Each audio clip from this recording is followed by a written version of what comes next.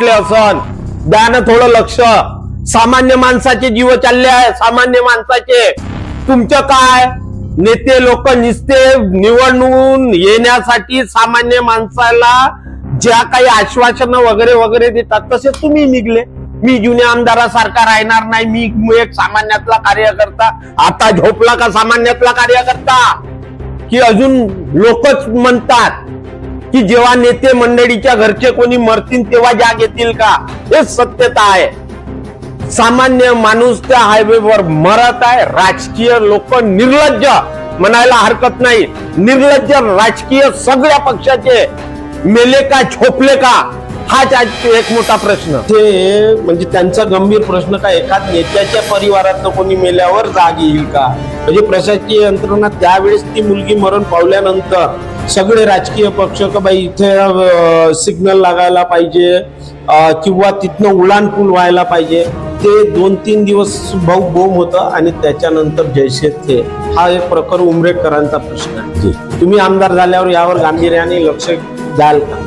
मला असं वाटतं की बायपास चौकावरती सिग्नल होणं अत्यंत आवश्यक आहे। ते आतापर्यंत का झालं नाही याबद्दल मी कोणतंही कमेंट करणार नाही, पण पहिला काम जे उमरेडमध्ये जर करायचं असेल तर ते बायपासवरती सिग्नल लावून तिथं ट्रॅफिक पोलीस एक असणं हे अत्यंत गरजेचं आहे, कारण या प्रकारची वाहतूक या भागातून जात असते।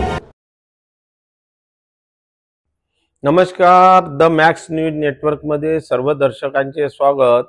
बातमी अशी, आज सकाळी 9:15च्या दरम्यान एक बायपास चौकात ऍक्सिडेंट झाला ट्रेलर आणि बाईक मध्ये। ऍक्सिडेंट मध्ये एक नेहमीसारखा बळी गेला। निरपराध माणसाचे किती बळी या बायपास चौकात जातील? विषय तोच जुना की आमच्या बायपास चौक, तिथं न दिलेला सर्व्हिस रोड, तिथं न दिलेला हायवे, काही राजकीय लोकांच्या स्वार्थापोटी तो बनवलेला आपल्या सोयीनी रोड आणि निरपराध तुमच्या आमच्या घरचे मरणारे लोक, हा नित्यनियमित कार्यक्रम झाला आहे।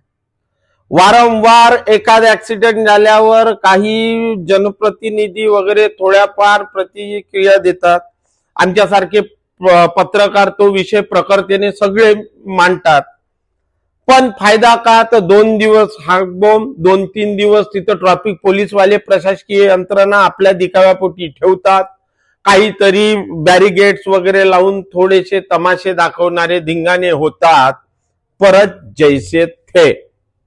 महत्वाचं आज सांगायचं याच्यासाठी आम्ही बोला आमदार बोला एक कार्यक्रम घेतला होता संभाव्य उमेदवारात, त्यामधले आता निवडून आलेले आमदार संजयजी मेश्राम यांनी बोलले होते, ते वाईट आता आपण साबोबर पाहिलीच असेल। ते म्हणाले होते की मी निवडून येता बरोबर पहिला प्रश्न बायपास चौकाचा सोडविल। 2-3 महिने होऊन गेले, सत्कार निपटले असन, द्या ना थोडं लक्ष। सामान्य माणसाचे जीव चालले आहे, सामान्य माणसाचे। तुमचं काय, नेते लोक निस्ते निवडून येण्यासाठी सामान्य माणसाला ज्या काही आश्वासन वगैरे वगैरे देतात तसे तुम्ही निघले। मी जुन्या आमदारासारखा राहणार नाही, मी एक सामान्यातला कार्यकर्ता। आता झोपला का सामान्यातला कार्यकर्ता? की अजून लोकच म्हणतात की जेव्हा नेते मंडळीच्या घरचे कोणी मरतील तेव्हा जाग येतील का? हे सत्यता आहे। सामान्य माणूस त्या हायवेवर मरत आहे। राजकीय लोक निर्लज्ज म्हणायला हरकत नाही, निर्लज्ज राजकीय सगळ्या पक्षाचे मेले का झोपले का, हाच आज एक मोठा प्रश्न। महत्वाचं, काही एक मध्यंतरी बीजेपीचा नेता NHAM किंवा हायवे वाल्याच्या आणि गडकरी साहेबांसोबत बोलून आलो आणि आता गत 2-3 महिन्यात इथं सिग्नल लागेल वगैरे वगैरे, कुठं गेले? फक्त जनतेले चुत्या बनवासाठी गडकरी फडणवीस इचका ढिचका गोष्टी सांगायच्या।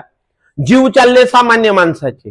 रोड बनवताना तिथं मायजनच्या नसत्या केल्या, इथल्या त्यावेळेसच्या नेत्याईनं वगैरे सर्व पक्षीय स्वतःच्या दुकानदाऱ्या वाचवण्यासाठी सर्व्हिस रोड नाही टाकले। कोणत्या हायवा जर गावातून घेत असन, प्रत्येक ठिकाणी देशभरात बघा तिथं सर्व्हिस रोड असते, नाही दिला यायच्या स्वार्थापोटी।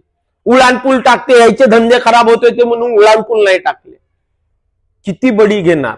आज सामान्य माणूस खूप चिडलेला आहे।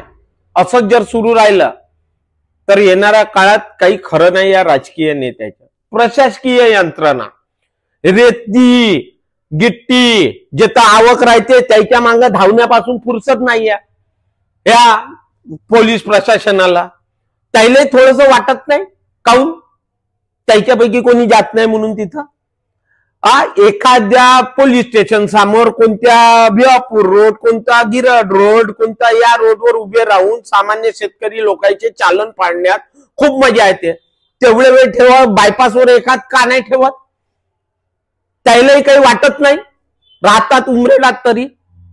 आणि असे निरपराध लोकांचे बळी किती जाणार हाच आज उमरेडकरांचा प्रश्न. धन्यवाद. मॅक्ससाठी मी पवन सिंग. आमचे चॅनल लाईक आणि सबस्क्राईब करायला विसरू नका.